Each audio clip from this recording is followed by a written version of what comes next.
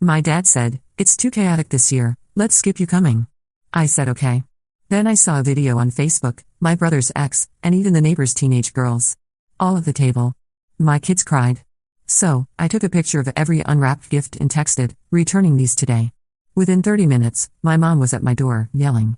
I opened it and... Look, I need to tell someone about what happened last Christmas, because I'm still losing sleep over it and my therapist says writing it down might help.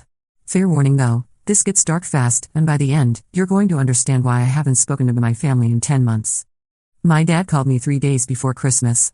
Just like that, casual as ordering coffee. "Hey sweetie, it's too chaotic this year with all the construction and your mom's hip surgery recovery. Let's skip you coming this year, okay?" I said okay. Like an idiot, I said okay. See, that's the thing about being the family peacekeeper, you swallow everything with a smile, even when it tastes like broken glass going down. My 2 kids, Emma and Jake, 8 and 6, had been counting days on their advent calendar, practicing Christmas songs, asking every 5 minutes if we could call Grandma yet to confirm what time dinner would be. But I'm their mom, so I painted on my brightest voice and told them Grandma and Grandpa needed a quiet Christmas this year because of Grandma's surgery. Emma, my oldest, tilted her head with that serious expression she gets. "But Mom, didn't Grandma's surgery happen in October?" Smart kid. Too smart. "Yes, honey, but she's still recovering." The lie sat heavy in my chest, but what else could I do? Tell them the truth, that apparently our family of 3 wasn't worth the chaos but somehow everyone else was still invited? Christmas Eve, I was scrolling Facebook while the kids watched the Polar Express for the 4th time. That's when I saw it. A video post from my brother's ex-girlfriend, Melissa. She's been broken up with Ryan for 2 years, but apparently that didn't stop her from being at my parents' dining room table, raising a glass of eggnog to the camera. "Merry Christmas from the Johnson family dinner," she giggled into her phone. The video panned across the table. There was Ryan, my brother, grinning like nothing had changed. My parents, looking healthier and happier than they had in months. My Aunt Carol and Uncle Jim. The neighbor's teenage daughters, Sarah and Madison, who barely knew our family but somehow made the cut for this too chaotic gathering. My hands started shaking. The phone felt like it weighed 1,000 pounds. "Mom?" Jake had paused the movie and was staring at me. "Are you crying?" I wasn't crying. I was something beyond crying. I was that moment in horror movies when the main character realizes the call is coming from inside the house, except the betrayal was coming from inside my own family. "I'm fine, baby. Just tired." But I wasn't fine.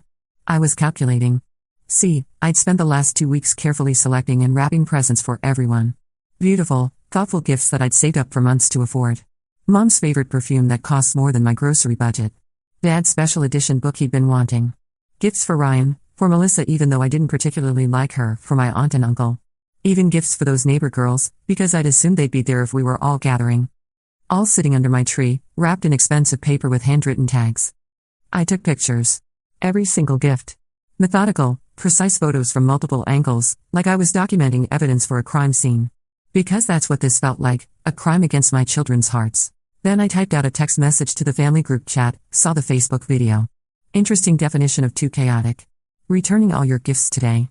Don't worry about explaining to the kids, I'll handle that conversation too. Send. The response was immediate and vicious. My phone started buzzing like it was having a seizure. Ryan first, come on, don't be dramatic.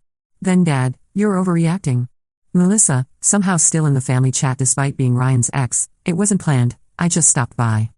But it was Mom's response that made my blood turn to ice water, you're being selfish. This is exactly why we didn't invite you. Selfish. For being hurt that my children and I were excluded from Christmas while literal strangers sat at our family table. There it was. The truth finally. Not too chaotic. Not construction stress. Not Mom's recovery. Just the simple fact that they didn't want us there, and when I dared to have feelings about it, I became the villain in their story. I turned off my phone and spent Christmas morning making pancakes shaped like reindeer, playing board games, and pretending my heart wasn't splintered into 1,000 pieces every time the kids asked if we could call Grandma to say Merry Christmas. Maybe later, sweethearts. Let's just have our own special day. But inside, I was planning. Oh, I was planning. The next morning, I meant what I'd said. I loaded up every single gift and drove to the mall. Returns after Christmas are brutal, long lines, cranky employees, and that particular brand of post-holiday depression hanging in the air like stale perfume. But I stood in those lines, item by item, converting thoughtfulness back into store credit.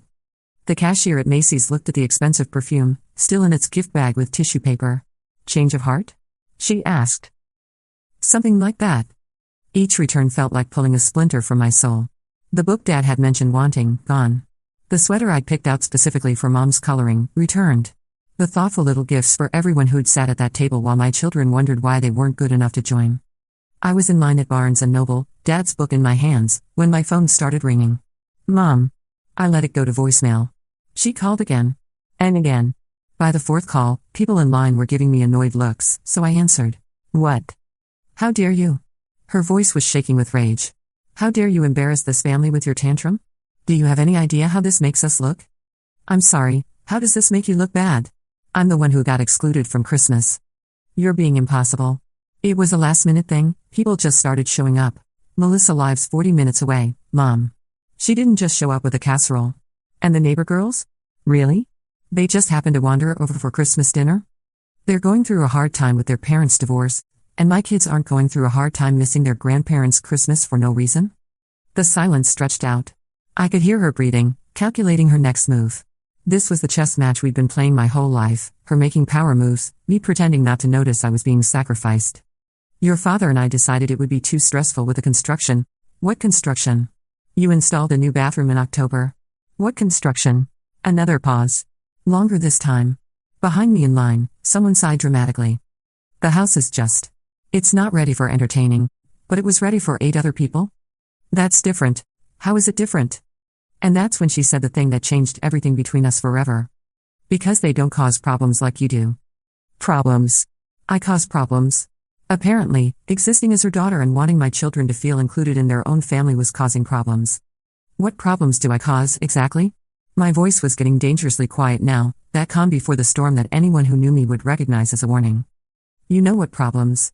You're always so sensitive about everything, always taking things personally, always making drama out of nothing. I'm making drama? I quietly accepted being excluded from Christmas. I didn't call screaming, I didn't show up uninvited, I didn't post passive-aggressive Facebook statuses. I took pictures of gifts and said I was returning them. That's drama? The way you said it was manipulative? The way I said what? The truth? More silence. I could practically hear the wheels turning in her head, searching for the next manipulation tactic. Look, she said finally, switching to her sweet, reasonable voice, why don't you come over tonight? We can talk about this face to face. The kids can see their presence. There it was. The bait. Come crawling back, let them pretend this was all a misunderstanding, smile and nod while they gaslight me into believing I was the problem. Accept the leftover affection, the scraps of inclusion. No thanks. I'm busy returning all these gifts I bought for people who were too stressed to include my children in Christmas. I hung up and turned off my phone again. But I should have known Mom wouldn't let it end there. She never did. That evening, around 6 o'clock, someone started pounding on my front door. Not knocking, pounding. Like the house was on fire and they were trying to save us. The kids ran to me, eyes wide with fear. Mom, who's that? Why are they hitting our doors so hard? I looked through the peephole. Mom. Her face red with fury, her hair disheveled, and she was holding what looked like a hastily wrapped gift bag. She looked unhinged in a way I'd never seen before, like she'd driven over here in a rage and was just now realizing she needed some kind of plan. I opened the door, and honestly, the woman standing on my porch wasn't the mother who'd raised me. This was someone else entirely, someone whose mask had finally slipped completely off. How could you do this to us? She screamed, loud enough for the whole neighborhood to hear. How could you ruin Christmas over your hurt feelings? I didn't ruin anything. I just chose not to participate in being treated like garbage. We tried to include you. When? When exactly did you try to include us? She thrust the gift bag at me like it was evidence in her defense. Here. This was for the kids. Are you happy now? Are you happy you made your children miss Christmas? I took the bag and looked inside. 2 gas station gift cards, still in the plastic sleeves with the price tags attached. $5 each. Not even wrapped. Just loose in the bag with some crumpled tissue paper thrown on top. Something cold and sharp crystallized in my chest.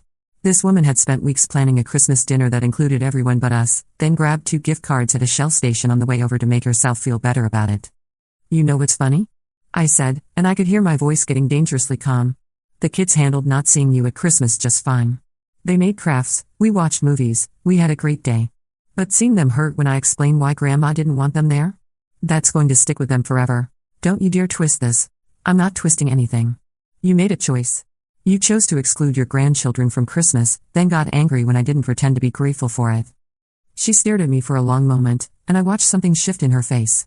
The fake concern melted away, replaced by something colder. Something that looked almost predatory.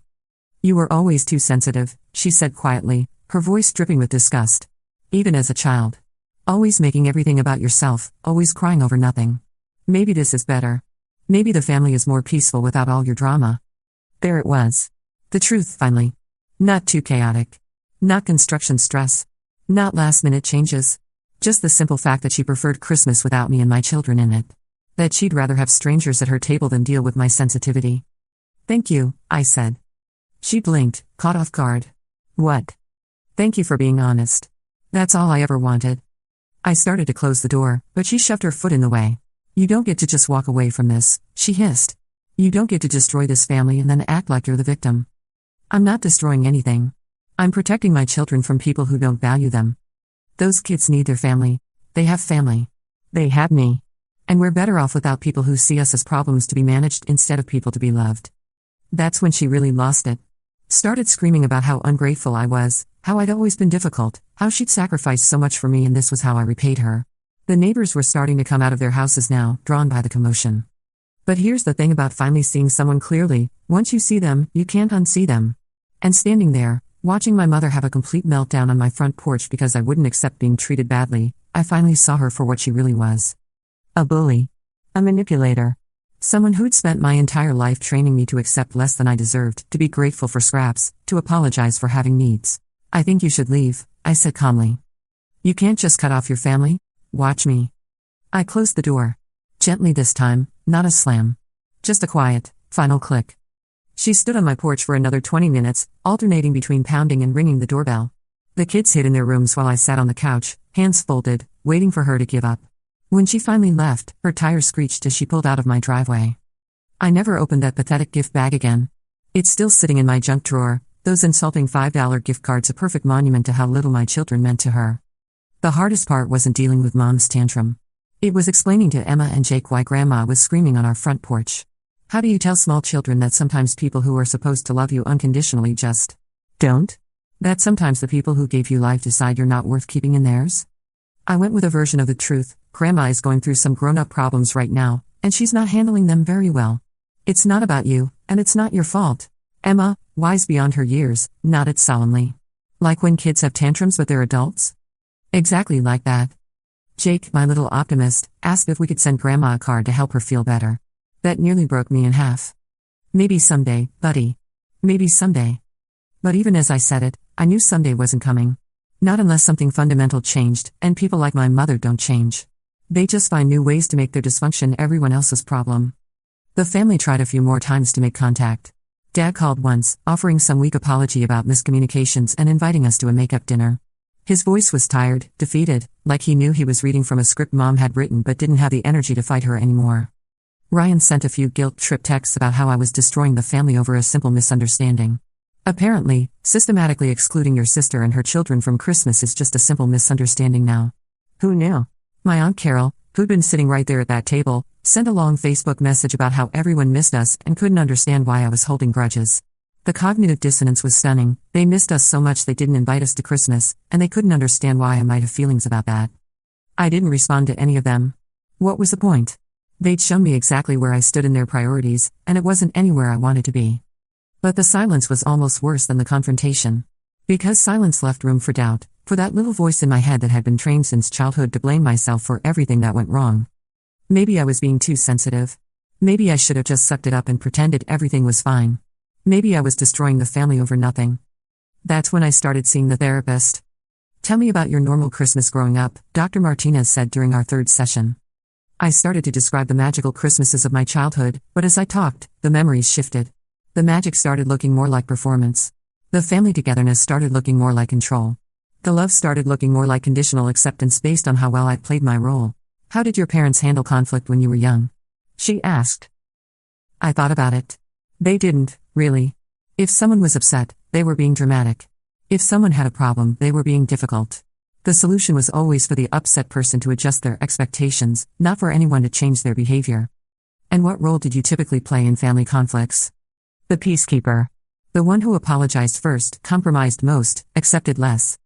And what happened when you tried to enforce boundaries or express needs? That stopped me cold. Because I couldn't remember ever trying. I'd been so well trained to be grateful for whatever affection I received, so convinced that asking for more would make me selfish, that I'd never learned to advocate for myself at all. I don't think I ever did, I admit it. So this Christmas situation, when you finally said this isn't okay, that was probably the first time they'd ever encountered boundaries from you. And suddenly, Mom's explosive reaction made perfect sense. I'd been the family's designated emotional punching bag for so long that standing up for myself felt like rebellion. Like betrayal. But here's what Dr. Martinez helped me understand: healthy people don't explode when you set boundaries. Healthy people don't try to guilt you into accepting mistreatment. Healthy people don't see your emotional needs as inconvenient problems to be managed. Healthy people adjust their behavior when they realize they've hurt you. My family's reaction to my pain, anger, defensiveness, more cruelty, told me everything I needed to know about who they really were. The months that followed were the hardest of my life. Not because I missed them, exactly, but because I was grieving the family I thought I had. The parents I believed loved me unconditionally. The brother I thought would always have my back. The extended family I trusted to be safe harbor for my children. All of it had been an illusion. A performance where everyone else knew the script except me. But slowly, something beautiful started to emerge from the ashes of that old family system. Emma and Jake stopped walking on eggshells, stopped analyzing every interaction for signs of disapproval. They started laughing more, sharing more, trusting that their emotional needs wouldn't be seen as burdens. We created new traditions. Christmas morning in pajamas with homemade cinnamon rolls. Movie marathons on rainy weekends. Family game nights where everyone got to pick the activity, and nobody's preferences were dismissed as too chaotic. For the first time in my life, I was parenting without an audience. Without worrying about whether my choices would be criticized, my kids would be compared to their cousins, my parenting style would be found lacking. It was liberating in ways I couldn't have imagined. 3 weeks ago, Emma asked me something that stopped me cold. "Mom, do you think Grandma loves us?" I was folding laundry, doing that mindless domestic task that usually calms me, and suddenly my hands were shaking again. "What makes you ask that, sweetheart?" "Well, if she loves us, why doesn't she want to see us? And if she doesn't love us, why do you look sad sometimes when we talk about her?" Out of the mouths of babes. How do you explain to an 8-year-old that love and loving behavior aren't always the same thing? That someone can claim to love you while consistently choosing to hurt you? I sat down on her bed, pushed the laundry aside, and looked into those serious brown eyes that see way too much for someone so young. "I think Grandma loves the idea of us," I said carefully. "But she doesn't know how to love us the way we deserve to be loved. And that's not about us being unlovable, that's about her not knowing how to love in a healthy way." Emma nodded thoughtfully, processing this with that emotional intelligence that amazes me daily. "So it's like she's broken at loving?" "Yeah, baby. She's broken at loving." Can broken people get fixed? And there's the million-dollar question, isn't it? Can they get fixed? Do they want to get fixed? Does it matter if they get fixed after they've already done so much damage? Sometimes, I told her. But only if they want to fix themselves. And only if they can admit they're broken first. What I didn't tell her was that some people would rather burn down everyone around them than admit they need fixing. Some people would rather be right than be loved. Some people would rather maintain their version of reality than acknowledge the pain they've caused. My mother is one of those people. The last contact I had with any of them was in March. A 2-word text from Mom: "Miss you." Not "I'm sorry." Not "I was wrong." Not "I want to fix this." Just "miss you," as if missing someone absolves you of hurting them.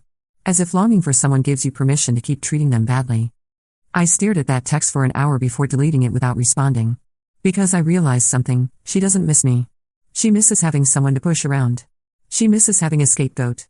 She misses the version of me that absorbed all her dysfunction and asked for seconds. That version of me is gone. She killed her with a Facebook video and 2 gas station gift cards. The person I am now, the one who sets boundaries, who chooses her children's emotional safety over family peace, who refuses to accept crumbs and call them a feast, that person is someone my mother has never met. And honestly, I don't think she'd like her very much. But my kids love this version of me. They love the mom who doesn't cry after family phone calls, who doesn't spend hours analyzing what she did wrong this time, who doesn't make excuses for people who hurt us.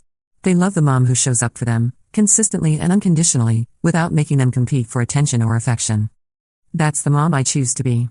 That's the family I choose to build. Sometimes, late at night when the house is quiet, I still think about that Facebook video. About my mother's face in the background, laughing at something someone said. About how easily she replaced us at that table, how seamlessly Christmas continued without us.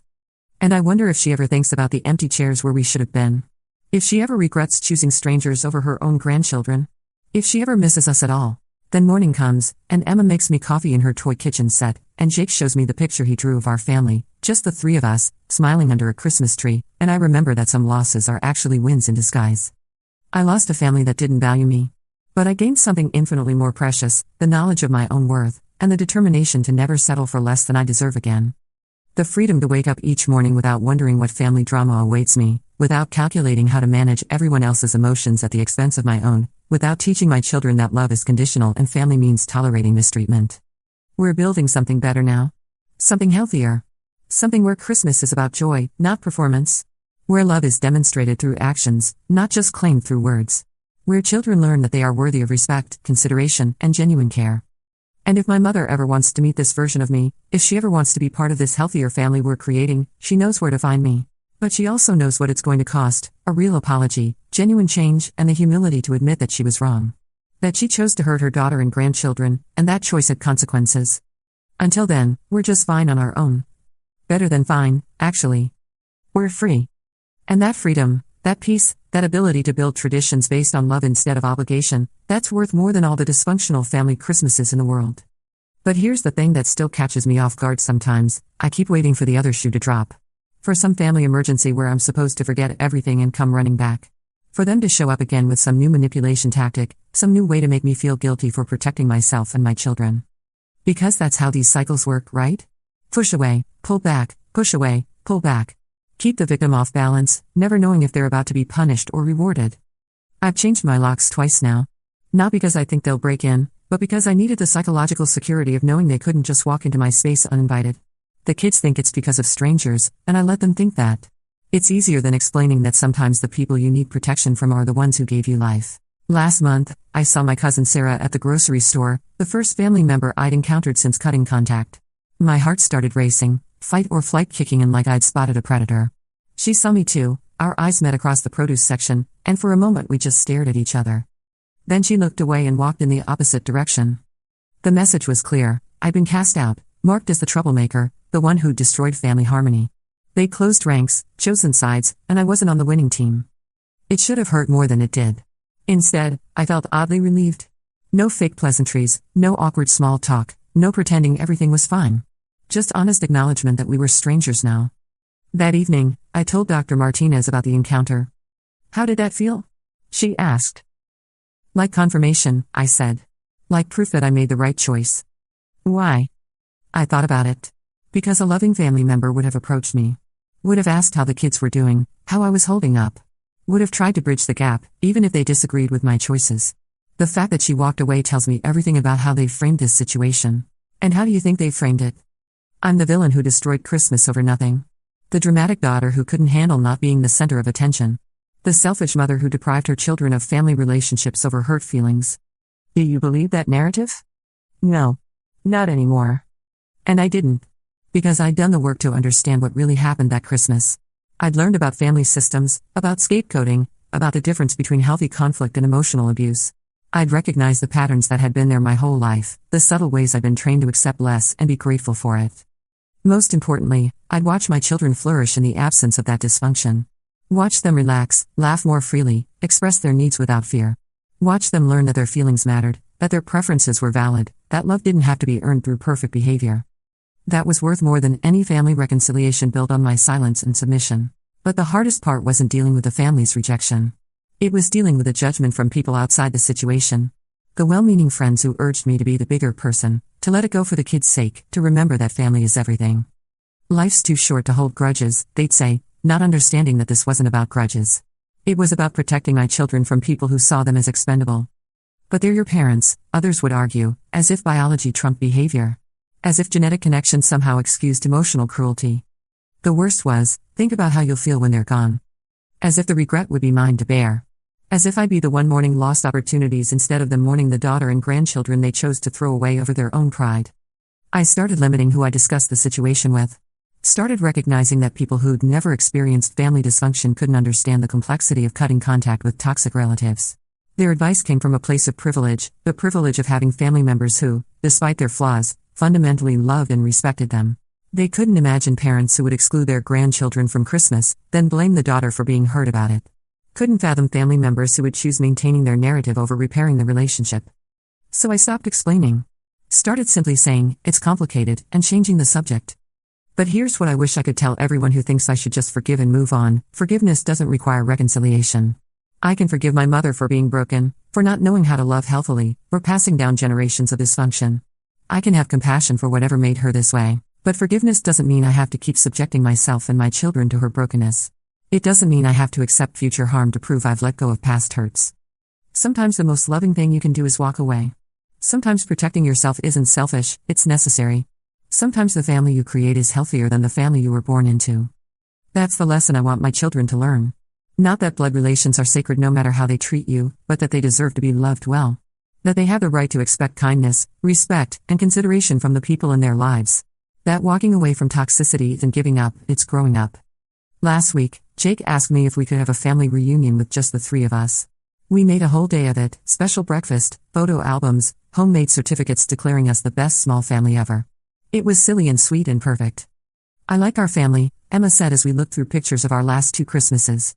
It's not big, but it's cozy. Cozy. Yes, that's exactly what we are.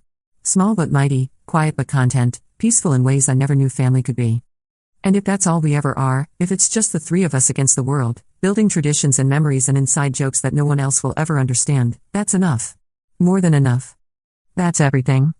Because sometimes the greatest gift you can give your children isn't a big extended family. Sometimes it's the knowledge that they are worthy of love that doesn't come with conditions, respect that doesn't have to be earned through perfect behavior, acceptance that doesn't depend on how convenient their needs are.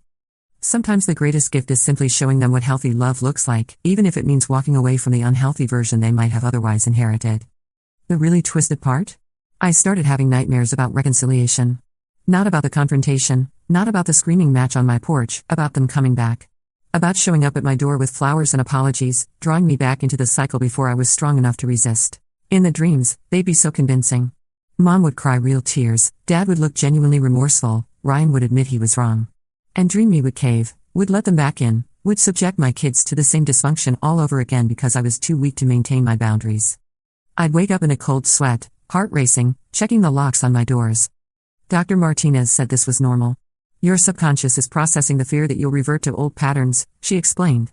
The part of you that was trained to prioritize their comfort over your safety is still there, still worried about being too harsh or too unforgiving. But I don't want them back, I protested. Your rational mind doesn't.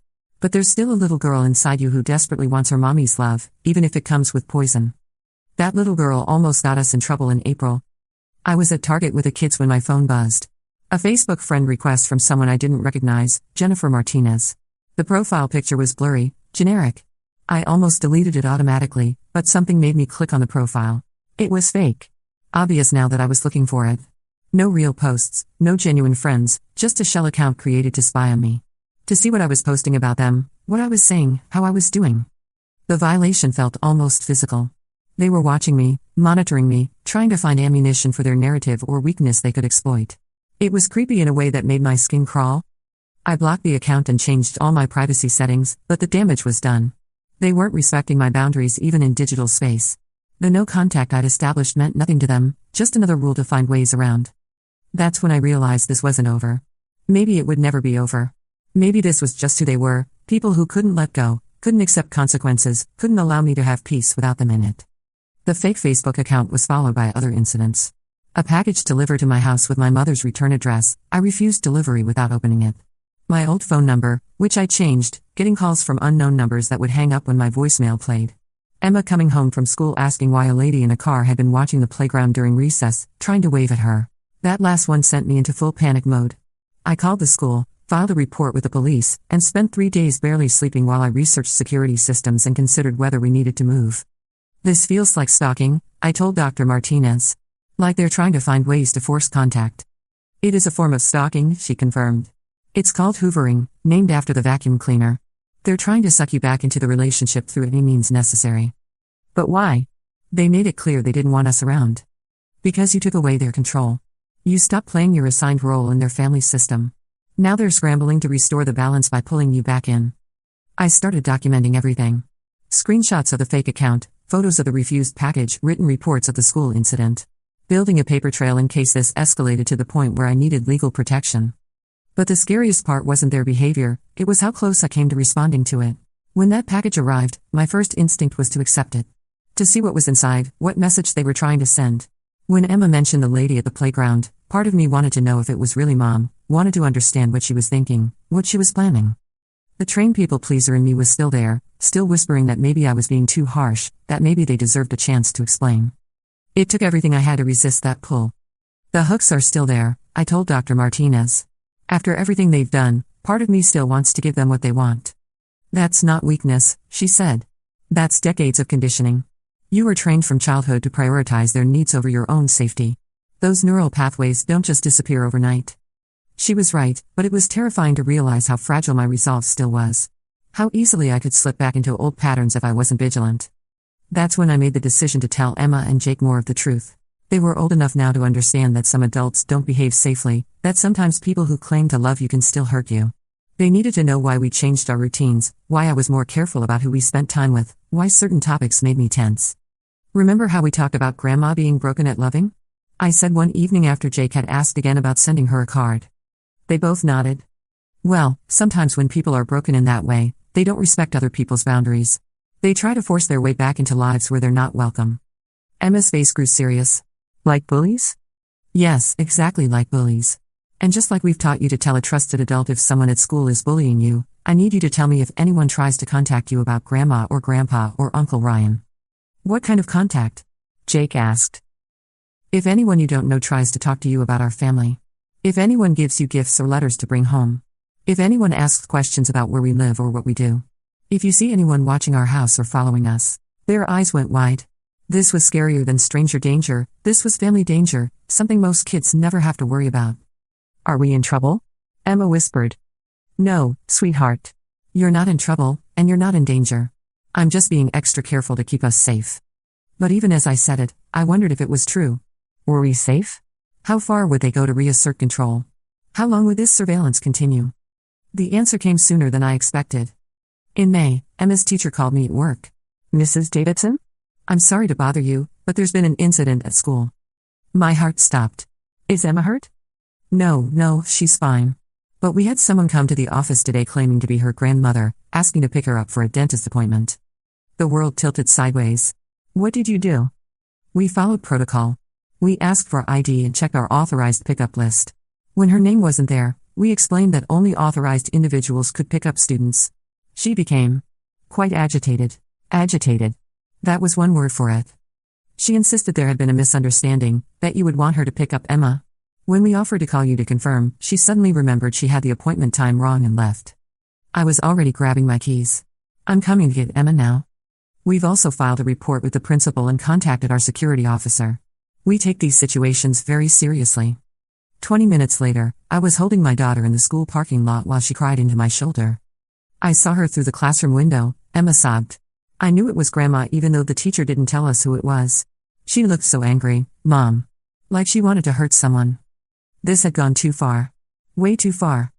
That evening, after Jake was in bed and Emma was doing homework, I called the police. Filed a formal complaint about harassment and attempted unauthorized contact with a minor. The officer who took the report was sympathetic but honest. Unless she makes direct threats or actually attempts to take the children, our options are limited, he explained. But having this on record helps if the situation escalates. Escalates. The word hung in the air like a threat. I also called a family lawyer that week. Not because I wanted to take legal action, but because I needed to understand my options. What rights did grandparents have in our state? Could they petition for visitation? What would I need to prove if this went to court? Document everything, the lawyer advised. Keep a log of every incident, every attempt at contact. Save screenshots, keep witness statements. If they're truly harassing you, we can seek a restraining order. A restraining order. Against my own mother. The thought made me sick, but the alternative, living in constant fear that they'd find a way to circumvent my boundaries, was worse.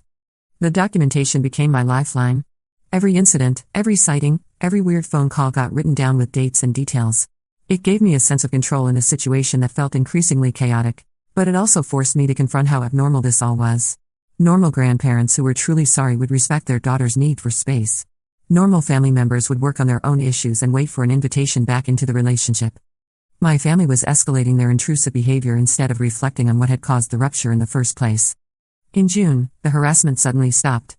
No more fake social media accounts, no more drive-bys, no more attempts to contact the kids. Just silence. I should have felt relieved, but instead I felt more anxious. The quiet felt ominous, like the eye of a hurricane. They're regrouping, I told Dr. Martinez. Planning something bigger. Or they finally accepted that you're serious about the boundaries. I wanted to believe that. I really did. But I knew my family too well. They didn't accept defeat, they just changed tactics. The new tactic revealed itself in August. Emma came home from a birthday party with a strange story. One of her classmates, Sophie, had approached her during the party. Sophie said her mom knows your grandma, Emma reported. And her mom said your grandma misses you so much and just wants to apologize. Sophie asked if I wanted her mom to set up a meeting. The manipulation was breathtaking in its sophistication. They'd found a way to use children as messengers, to make their manipulation attempt look like innocent playground communication. I called Sophie's mother immediately. Oh yes, she said cheerfully when I explained the situation. Your mother reached out to me through our mutual friend Linda. She seemed so heartbroken about the misunderstanding between you two. Misunderstanding? There was that word again. She asked if I could help facilitate a reconciliation. As a mother myself, I just couldn't say no. Family is so important. I took a deep breath, trying to keep my voice calm. I appreciate your concern, but this isn't a misunderstanding. This is a deliberately maintained boundary for my family's safety. I need you to understand that any further attempts to facilitate contact will be considered harassment. The silence on the other end was telling. I had no idea it was that serious. It is. And I need you to tell my mother that if she continues to involve other people in her attempts to contact me, I will be forced to take legal action. After I hung up, I realized how far their reach extended. How many mutual acquaintances might be getting sob stories about the unreasonable daughter who won't forgive her poor, heartbroken mother? How many well-meaning people might become unwitting flying monkeys in their campaign to regain access to my life? I started being more selective about Emma and Jake's social activities. More careful about which parents I gave my contact information to. More vigilant about protecting our privacy in ways I'd never had to consider before. It was exhausting. The constant hypervigilance, the need to explain and re-explain boundaries to people who thought they were helping. The way my family's dysfunction rippled out into every aspect of our lives, contaminating even innocent children's birthday parties. But it was also clarifying. Every new manipulation attempt, every escalation, every refusal to respect my clearly stated boundaries just confirmed that I'd made the right choice. Normal, healthy people don't conduct surveillance campaigns against their estranged family members. They don't try to use children as messengers or manipulate strangers into facilitating unwanted contact. They certainly don't show up at elementary schools trying to take children without permission. These weren't the actions of people who were sorry and wanted to make amends. These were the actions of people who were angry about losing control and were determined to regain it by any means necessary. And that Christmas that started all this? The one where we were excluded and I thought it was the worst thing that could happen? It wasn't the worst thing at all. It was the beginning of the best thing. It was the beginning of us. But it was also the beginning of understanding that sometimes, when you break free from toxic systems, those systems don't just let you go quietly. Sometimes they fight back. Sometimes they escalate. Sometimes they show you exactly who they really are by how desperately they try to pull you back into dysfunction. And sometimes, the greatest act of love you can perform is staying strong in the face of that desperation. Protecting your children from people who see them as pawns in their emotional games. Teaching them that their safety and peace matter more than other people's comfort or convenience. We're building something beautiful on the ashes of that old dysfunction. Something clean and honest and safe. Something where love doesn't come with conditions and Christmas doesn't come with performance anxiety. It's worth protecting. Even when the protection requires constant vigilance. Even when it means accepting that some people will never stop trying to tear down what you've built. Because what we've built, this small, mighty family of 3, is everything I never knew I wanted. Everything I never believed I deserved. And I'll guard it with my life.